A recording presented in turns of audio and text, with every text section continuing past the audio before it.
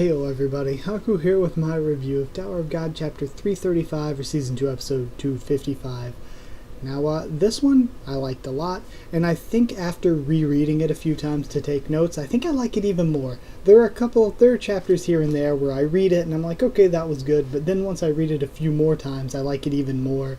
I start to notice maybe some things I missed or some things I didn't appreciate as much the first time. So, yeah. I'm gonna go through this part by part and talk about it as usual.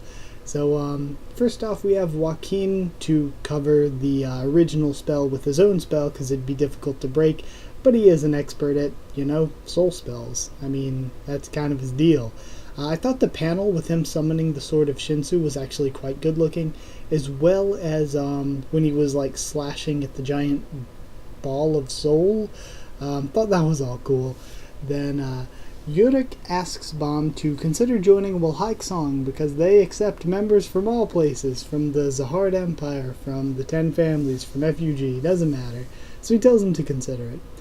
Kun then calls Bam. We see Hoaqin finding Hell Joe. Bam reunites with his team. I liked that a lot. Yurik meeting them was very funny, where they all think he's a sexual predator. We're asking, Bam, did he ask you to go anywhere or do anything? And Bam's like, he did ask me to join something. Then Yuri shows up wanting answers, and Yurik just books it out of there. Obviously, Yuri wants to know why he knows Garam, and probably also about that anklet thing. I think that's still an important thing that's going to come up the next time they really have a conversation with each other. Kun breaking the fourth wall was funny, where he's like, wow, it's really impressive to see Yuri and Yurik in the same panel. We see inside of the hole, I guess.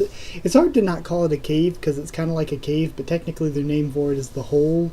I guess technically it's also a vein, anatomically speaking. But yeah.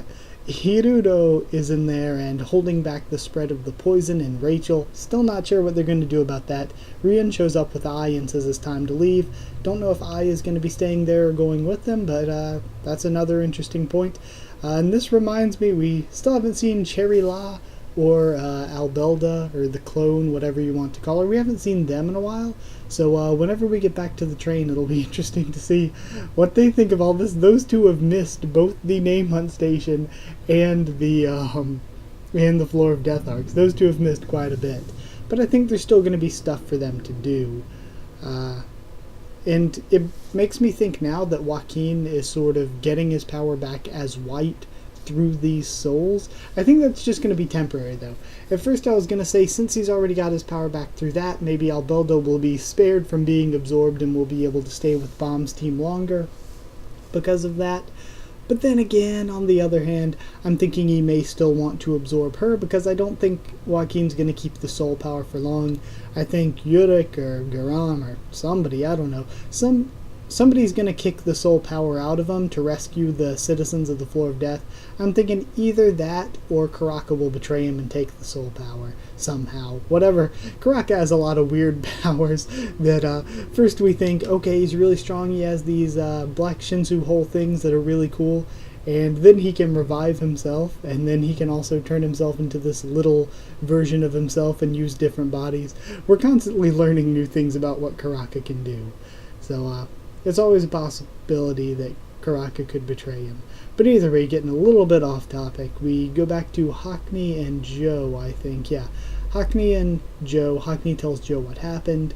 Sanchez then returns, and Joe is lying to him in fear and in despair before Yurik shows up. I love the scene where Yurik apologizes, tries to get him to start anew, cheers him on, says he can do it, that he hasn't lost his power, he's become able to see. I loved all of that. That was really, really good. It was one of those things that grew on me more reading it again. Then the ending was amazing, with all the Floor of Death residents having their lives sucked out of them, I guess it would be, since their souls are technically in the soul ball. I guess their lives are what's getting sucked out. Though it may not be permanent, of course, if White gets the souls knocked out of him.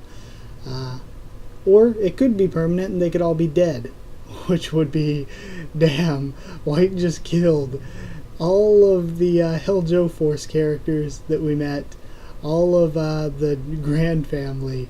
So if that is permanent, damn, White just slaughtered an entire floor of people.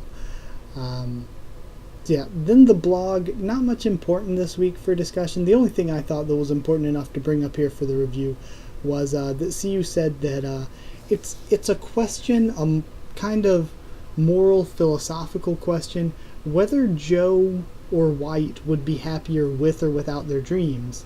Because you think without Joe's dream to become you need a dream, a goal, something pushing you, something you enjoy to sort of keep you happy in life.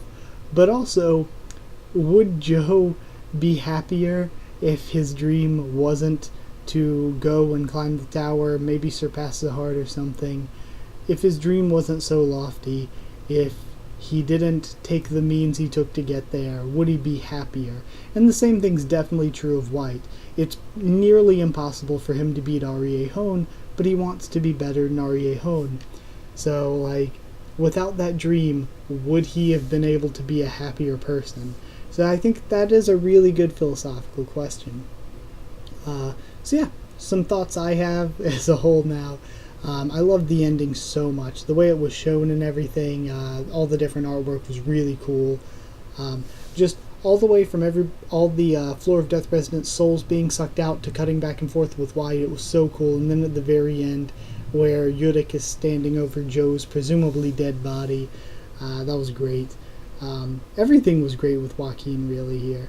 The Bomb Team reunion, I thought, again to use that word, was great. And I loved the Yurik and Joe scene, and I loved it even more, I think, after rereading it. I think the emotion was able to come through better after rereading it and really paying more attention to everything that Yurik said. So yeah, I really have no complaints this week, nothing particularly wrong, and I thought the art was really good as well. So because of that, I'm giving it a near perfect score, because everything was really, really good. I'll give it a 9 ordinary hole repairmen out of 10. 9 out of 10. Really, really good chapter this week. CU has been bringing really good chapters for a long time, so it's not really surprising. That's it, though. I hope you guys did enjoy the video. If you did like the video, comment down there to tell me what you thought of this week's chapter and what you thought of my thoughts on it and all that. Subscribe for more Tower of God and much more on the channel. Lots of anime, manga, things like that. And, yeah. Anything like that, I guess. Follow on Twitter if you want. I can talk to you there, keep you updated there and stuff for the channel. And if you want as well, we do have a Discord, and if you want to be part of that, just ask in the comments. I'll give you a link to it. So, yeah, guess that's it. Very quick review for a very good chapter, but either way, that's it, I guess. Thank you once again for watching. I'll see you all next time.